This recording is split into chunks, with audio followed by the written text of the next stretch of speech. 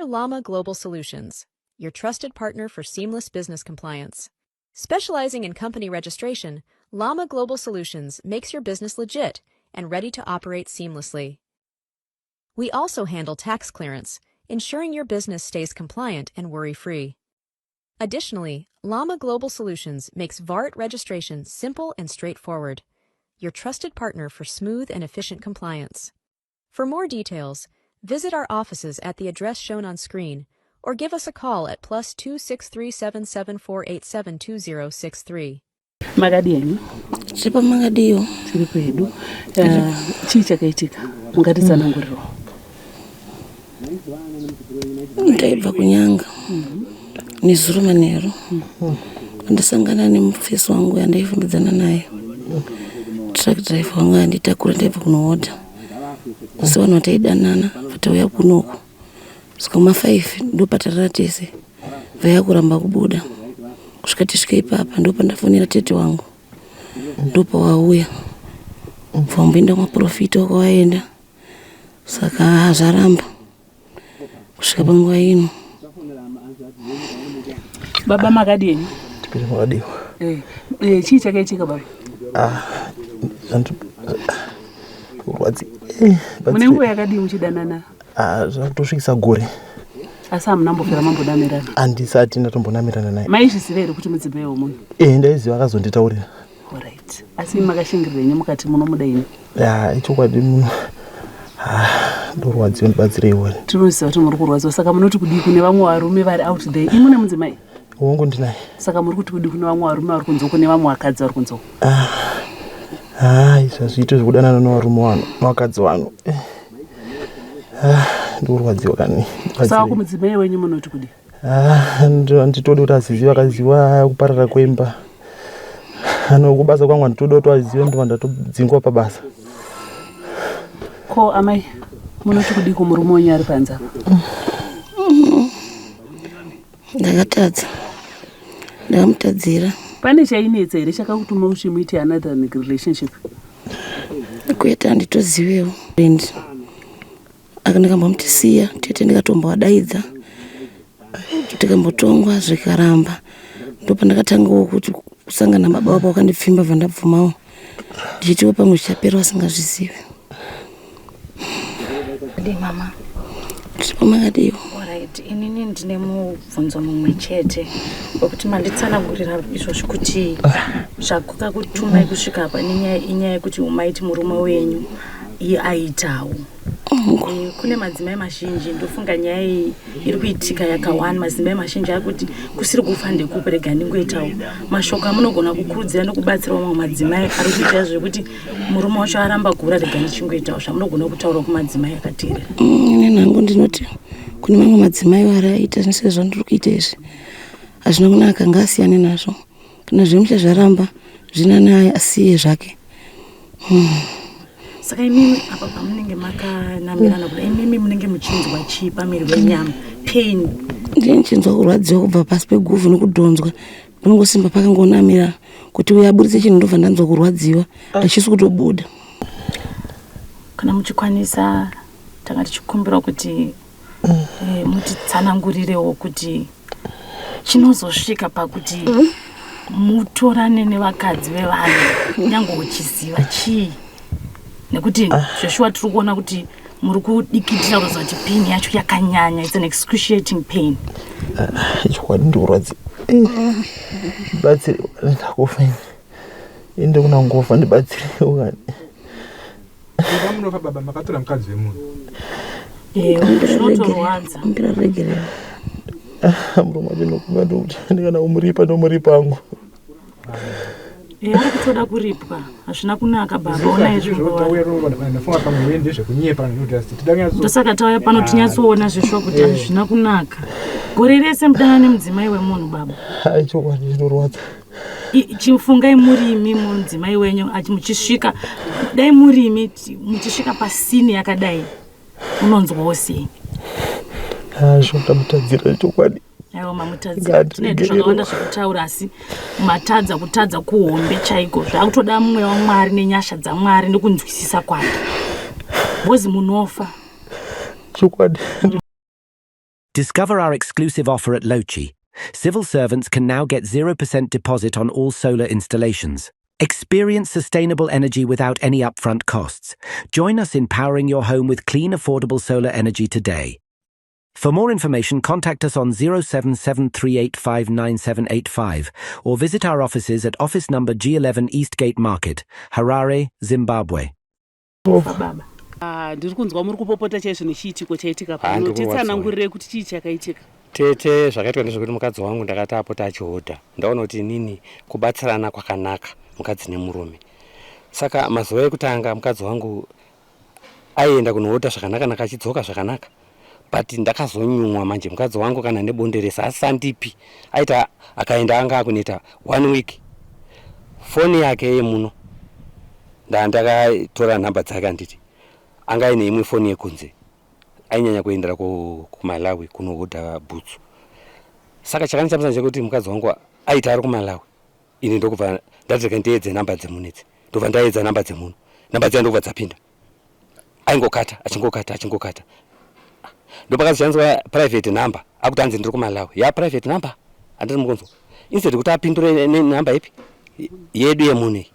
Saka ndokubva ndatozvoona kuti mukadzi wangu zvasiyana nezvataita kare. Bonde chairutete 3 weeks munhu pasina bonde. Ndobva ndaziva kuti pane zviri kuitika. Varume vazhinji vanoti vakaona kuti pane zviri kuitika kana vabata zviri kuitika vanoramba vakadzi. Sei imi makafunga pfungwa yekuisa kuti muise runyoka? Ndakarwadziwa nevana kuti tiparadzane paine vana mwana aform 4 first born yedu aform 4. Saka izvozvo vakasunungura nainyi munodzokera nainyi? Inini hapana zvekuti kudzoka ndiro nyaya ndisikuda kutonzwa kudzokera nayo. Handichatodi ndikutogeza maoko pano. Teta vaiuya several times vachiuya teta. Ndivo vandoda kumamisa pano teta. Asi hamusi kuona kuti vana munenge mavarwadzisa nemi wacho mazvirwadzisa? Apa handisina option. Nezvaitika izvi. Hapana kusiri kurwadziwa. Zviri nani vana vacho vagare dziri nherera. Saka munoti kudiko varume vari kuitirwa, vari kuhurirwa nemadzimai ari kuhurirwa zvakare? Varume vari kuhurirwa nemadzimai ngavauye ndivaratidze kune chorora mapenzi kuna sekuru. Ko varume vari kuhura vanofanirwa? Aiwa zvavarume hazvina basa. Murume anobvunzwa kuti varume vakadzi vaanoda. Asi kuvarume vari kuhurirwa pakuti vauye ndivaratidze kune chorora mapenzi. Sekuru baba munondudza kuti bva makarora nemudzimai hamuna mamboita chihure here? Ai ina ndambobvera ndaita. Because ndanchina mata ndakatendeka ndona mataini. Asi apa munovasunungura yenyuka? Aiwa kusunungura hapana kusunungura. Ngavafe vakadaro ndatorwadziwa. Last week ndakabva nobvisa mombe ini. Yejeredzwa. Iva vauya vakonzeresa teta ndovanosoda kuona. Asi muri kufara kuti vafe muve neropa? Ngavafe hazvina basa. Hapana kusiri kufa. Hapana kusiri kufa. Havasunungurwa. Ini ndakushedzai kuti sekuru muone muteo wedu kuti wakabata.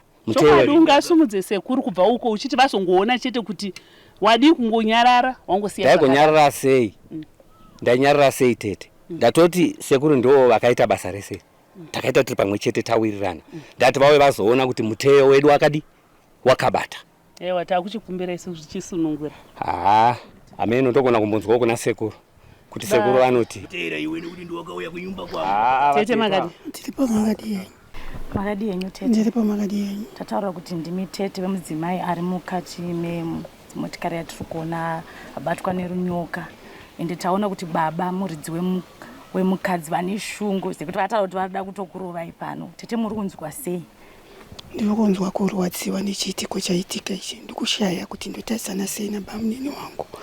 Maiziva here kuti mwana wehanzvadzi, ndoda kufunga kuti ndizvo kuti mwana wehanzvadzi ndozvaanga achiita?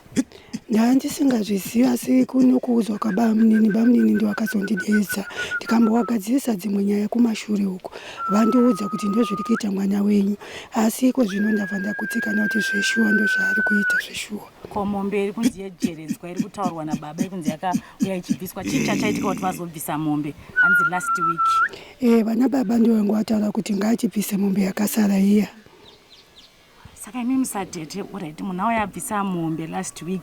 Nhasi tiri pano isusu emapepa nhau tiri kunzwa nyaya dzakadaiso. Muri zvichaitwa sei semhuri? Takutokumbira ruregero kuna bamunini togara pasi. Toonesana kuna nabamunini. Kana makazvitasa tete pane imba ichavakika here apa. Vana vasara vachaona nekuti zvichaonekwa zvichazikanwa. Chiri kuitika vanofa vanawo. Ukanonoka so. Ndiziva hangu kuti bamuni vanozvigamuchira sesimba chayapa. Kunzwa zviri kuitika mukati umu. Alright, tete. Ndinotaura neweka. Tauri chinene mukati muzukuru Davira sekuru. Ndiwauya kuzonditora kaiwe. Ndiwauya kuzotora sekuru. Ndokurwadza. Ndati uri kuti kudii? Unzi kuti kudii? Ngavafi. Zvakanaka. Ndoenda ndodzokera hanguka. Ndokumbirawo bamuni. Aiwa vanofa vana bamuni. Ndiregererewo bamuni, ndiregererewo ndokumbirawo bamuni. Musadaro kani bamuni. Tinotaurirana bamuni. Tese tiri vanhu. Takakutadzire bamuni. Ndokumbirawo riregerewo bamuni. Ndinzweyo. Vanofa vana bamuni. Seko. Wadodiniko. Ndokumbira seko. Ndokumbira seko. Uda kuti ndiite sei? Pasunungure seko.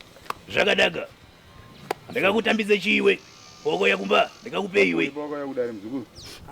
Makandipa loku seko. Ndikakupa roko kaiwe. Wapo loku kaiwe. Ndotenda seko. Nasi unoriripi? Nasi unokiyo ripi? Seko. Aika iwe. Unzi Davira sekuru. Akuna kutamba nenika. Usarambe nazo. Loku ndinayo zvangu sekuru bati. Pase kuno. Ndokurwadza wine. Kurumiza iwe. Vana vari kupa. Vana vacho varipi? Vana sekuru ndokurwadza wine. Ngati vana varipi? Vana varipi na sekuru. Vana iki. Iwe. Tinawo zvangu sekuru asi ndokurwadza. Tambidze kuno. Sekuru. Sekuru tozoita sei pamberi sekuru? Tozodii sekuru pamberi? Ndipase kuno tione. Sekuru. Anaka sekuru. Ndakupinda. Unondiwa? Andiwati ndisunungure. Ndosunungura ere? Sunungura yenyu sekuru. Zvakanaka ndida kupinda omu.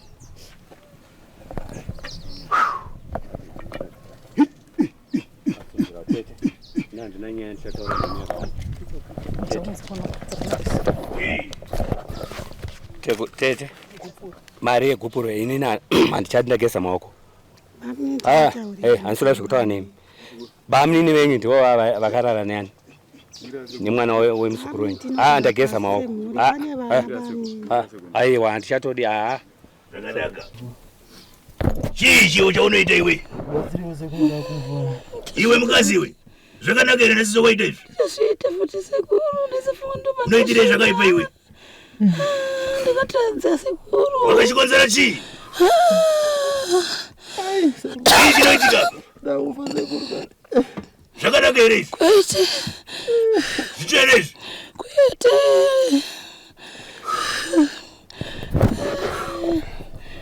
Mandibatsira mugari. Hey! Sekuru ndakufa. Baba iwe! Hey! Sekuru ndakufa. Sekuru ndakufa. Hey! Sekuru ndakufa. Yamuka hapa iwe! Sekuru ndakufa. Yamuka! Hii! Zvakanaka ere izvi? Kwete. Zvakaimba chikapi? Ndinokudai kudare muri vaviri so. Muri kundinzwa? Makasauya kudare kuteera kumashure kwangu so. Tinopedzerana. Unondiwa? Yamuka hapa iwe, yamuka hapa. Mukadzi wako uyu. Handida kuruona pano ero. Unondiwa? Mukadzi wako manjiyei. Zvakanaka.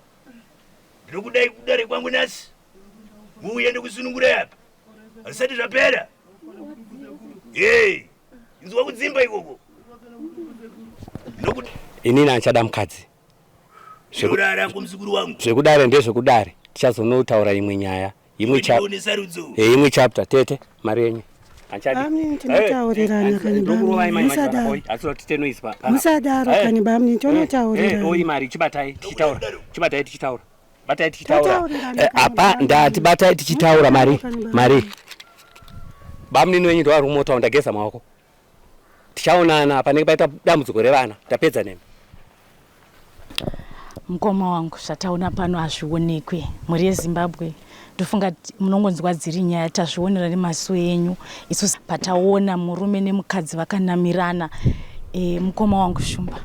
ndiudzei munofunge ine zvataonesvi shamari muri yezimbabwe bota rinonaka bota rinonakidza bota rinounza vana kunozvarwa asi kana raakudai yavangozikai yavanjodzikai munoti kudii muri yezimbabwe tibatsirewo zvataona nhasi zviri riu ukarara nemukadzi wemunhu unonamira ukatora decision yako yekuti murume wangu aita chipfambi mumba regedzai ndiitewo unonamira munin'ina ndofunga pandabvunza mudzimai ari mukati ndikati konei shamwari yangu uri abeya yangu iwewe una zvaitika apa chii anditsanangura kuti aiwa ndakanga ndaona murume anyanya zvino ndo zvazvinoitwa here mukoma aiwa kwete inini ndinokurudzira muri yezimbabwe kuti mukaona patova nekusavimbikana rambanai kana kuti gadzirisane nguva iripo pane kusvika panguva yakadai inorwadzisa vana mufunge unoti kudi ndaona tete vachita sevachachema ndofunga murume atara kuti ndiwe ndakabva last week ndakanobvisa nzimombe yejeredzwa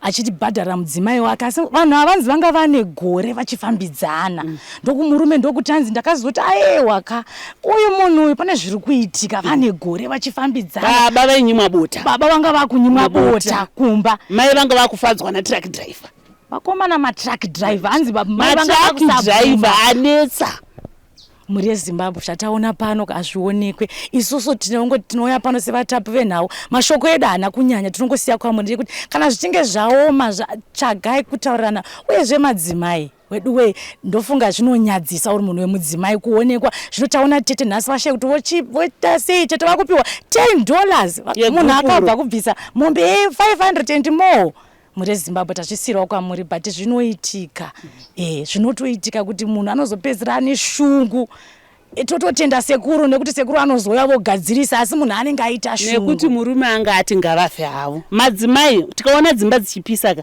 ngatibudei zvichakanaka indiri mudzimai ndiri kutaura kune vamwe madzimai kuti kana waona iwewe iri kupisa buda usazosvika panguva yakadai mufunge pane paini pane kurwadzwa kwakanyanyisa kwandaona ziya richierera munin'ina ndariona richierera ziya babachachema murume mukuru akati wedu akuva ndibazire mudzimai achiti ndofaoko chimbotora bota rauraya bota. Discover our exclusive offer at Lochi. Civil servants can now get 0% deposit on all solar installations. Experience sustainable energy without any upfront costs. Join us in powering your home with clean, affordable solar energy today. For more information, contact us on 0773859785 or visit our offices at office number G11 Eastgate Market, Harare, Zimbabwe. Tete, ndanzwa murume wemwana wanzadzi yenyu uyo anova abatwa ari pakati pebota nechikomba achiti akabvisa jeredzwa vhiki yakapera achiti akabvisa pfuma mushure mekunge vanhu vatezvara vati vaakuda jeredzwa rakadi imisa tete muchaita sei nana baba ndikutoshaya kuti ndozvitangira papi nokuti kudedzwa kwandaitiwa kunde ndisiri kuziva kuti ndozvakaitika saka apo kutotangira ndikutopashaya kuti ndinofamba netsoka dzangu ndichisvika ndichivati chii ndichitanga ndichiiti nyaya yacho ndiri kunyara kushaya kuti ndikupatangira pokuti ndiri kuitanga ndichiita sei nokuti mukuba munini vakabvisa jeredzwa ende foshwa ichokwadi vakaibvisa mombe ndiri kushaya pokutangira asika muchivanhu chezimbabwe chinonzi pfuma inobvisirwa vana handiti sezvo vava vakazvara vese ichokwadi pfuma inobvisirwa vana asi zvazoitika kaizvi ndozvaakundiremera kuti ndonosvika sei kuna nahanzvadzi uku ndinokusvika sei ndorodzoka mwana wanzvadzi yenyu ndiye anga ari mudzimai wekutanga wababa here ndiri kuona kunge age difference yakakura ndiye anga ari mudzimai wekutanga here kana kuti vanga vanga nebarika vari vaviri madzimai pamurume mumwe chete anenge wokutanga ndiwo wokutanga mazira andinoita bamunini vakangoti ndiye mukadzi wangu wokutanga ndisingaziviwo kumashure asi iwo vachitiudza vakataura kuti ndiye mukadzi wangu wokutanga Alright tete taona matambidzwa $10 zvakaoma zvishuwa yegupuro mushure mangu matambira mombe tizive kuti tirongoona muri kungochema ndofunga munogona kuti pawe muchidembo mwana wanzadzi kuti maizofunga here anga ari munhu ndozvaaisiita here kumufamba kwake mukukura kwake pane zvimwe zvokuti unoona kuti but mwana wanzvadzi yangu ndaisitaura naye angari munhu akaita sei? Kukura kake mufunge mwana wenga ari mwana akanaka visingaiti. Nyange paakaroorwa nemurume wake akatoenda kumba kwemurume wake ari musikana akazara. Nokuti ndakaratidzwa nokupuhwa zvinoratidza kupuhwa abereki kuti mwana wenyu aiwa ndamuona ari musikana akazara. But ndashaya kuziva kuti iyo mhepo imhepo kana kuti dhimoni ranga ramubata rokuti aite cross border achiita zvichipfambi. Musikana mwana wanza dzenyu anoti iye akazozvitanga mushure mekunge ambobatawo murume wake wachiita zvichipfambi. Ndobva anzwa shungu akaona zvakanaka kuti adzorerewo atsvagewo chake chikombo chinomunyaradza. Enga asina kubvira ambondiudza izvozvo zvokuti murume akambata ane rakewo girlfriend. Asi iye zvandiitira zvandinyadzisa. Handina kana pokuti bamunini ndotarisana nawo sei. Angari bamunini wangu ngari munhu akanaka. Aichengeta mukadzi wake. Nyangwe aiita zvake zvemagirlfriend asi uchiwana zvese mumba unotsvakire zvimwe kunze. Ndabatikana.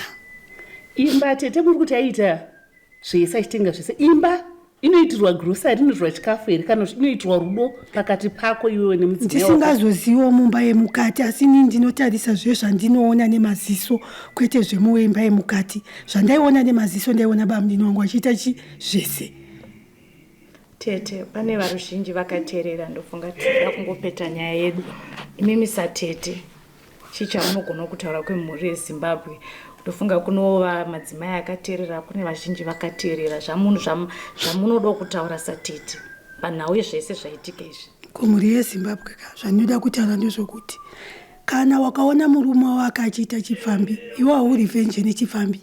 Iwe dzikama uri mumba mako uchengetedze imba yako. Uchingopiwa wako chirwere. Kwete. Kana waona kuti paitawo chirwereka, chiye chishandisewo zvinoita kuti musabatire chirwere. Mungaudza kuti baba wemwana zvamaita izvi ndakuona kuti hamuchafambi zvakanaka. Imimi chiita yaitidzivirire. Mazuva ano kune zvinodzivirira zvinoita kuti udzivirire usabate zvirwere. Kwete kuti iwe waitawo makwikwi okuti baba wahura neno ndakudai. Vana veZimbabwe tisadaro. Madzimai yaitidzikame tiri mudzimba umo. Zvandaitirwa nemuzukuru wangu handina kana remuromo. Ndazvionera ndinatanga kusvika pasipoti ndazvionera ndarwadziwa muzukuru wangu akanamira ini. Handina kana remuromo kana rimwe chete handinango. Akandifonera kuma 4 kana ndisiri kukanganisa noti ini ndazosvikako kuma past 6 dzemangwanani. Ndobva ndambomhanya kumaprofita ndichida kuhwandidzira kuti bamunini wasazvizive. Ndobva ndasvika kwandaenda kumaprofita wanditi endai mongonomwa yamvura yandakupa iyi. Makasvika muchingomwa yamvura wanobva watobva. Ndikati aiwa zvangu zvaita. Vandatoenda kusvika kumwa yamvura kana kutange wari kutowedzera. Saka runyoka kana rukawo runongobviswa chete nemunhu arwisa. Chokwadi ndazvionera nhasi. Nobviswa nemunhu akarwisa ndanoziva mateera akaita. Wanda wapanda. Kanjani baba? Ndokuti musiye zvakaipa ivi. Iri gondo reZimbabwe. Kana ndichinge ndaita matare. Ndinoridze yeZimbabwe iyi. Pano ndinotamba chidzimba. Kana ndichinge ndaita rekwangu ini. Ndokuti handitye. Moto ipapo. Moto ipapo. Ndokuti muregedze imi. Munodiwa? Sekuru ndataza. Ndatokorodza ere iwe. Ndatokorodza sekuru kuti ndindirekereyo. Ndapumbira nemutombo wangu ndani naye. Zvakanaka. Ndakusunungura ipano. Iwe mukomana. Sekuru. Uyu pano nini ndinorodza. Urazizwa. Nokuti apiwa kupuro uyu. Nokuti yapiwa kupuro. Ndoda nzombe 5 pano dzinodzika pano padare. Ndoyanadzo sekuru. Unodiwa? Ndichokwanisa ndoyanadzo. Sina izvozvo. Unondiona ikoko. Ndoyanadzo sekuru. Iri mukono ini. Iri rume. Kana ndichinge ndorwa. Unodiwa? Urazizwa sekuru. Kana ndichinge ndorwa ini. Ndinenge ndakurwa. Ndiri nepano iroro. Unodiwa?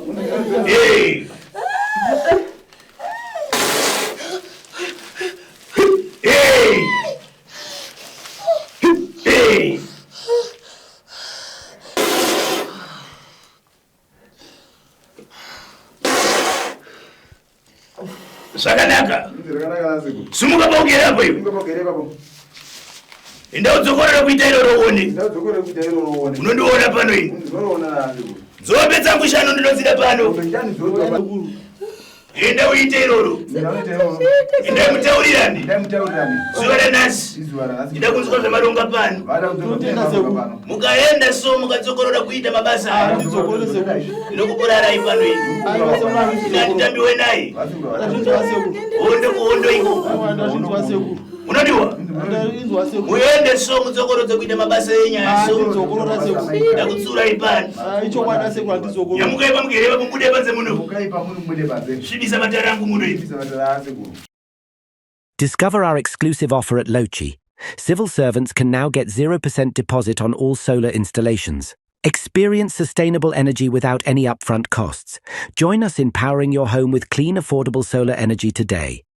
For more information, contact us on 0773859785 or visit our offices at office number G11 Eastgate Market, Harare, Zimbabwe. We are Llama Global Solutions, your trusted partner for seamless business compliance. Specializing in company registration, Llama Global Solutions makes your business legit and ready to operate seamlessly. We also handle tax clearance, ensuring your business stays compliant and worry-free. Additionally, Llama Global Solutions makes VART registration simple and straightforward, your trusted partner for smooth and efficient compliance. For more details, visit our offices at the address shown on screen or give us a call at +263 77487 2063. Explore our exclusive offers at PC Onzi Realtors Private Limited, your one-stop destination for all real estate services. We offer expert property sales and auctioneering, precise property valuations, and comprehensive property management services. If you are in the diaspora, we can manage your property or help you buy one. Explore our extensive list of properties and find your perfect match. Check out our competitive pricing offers today. For more information, visit our offices or call us at the numbers provided on screen.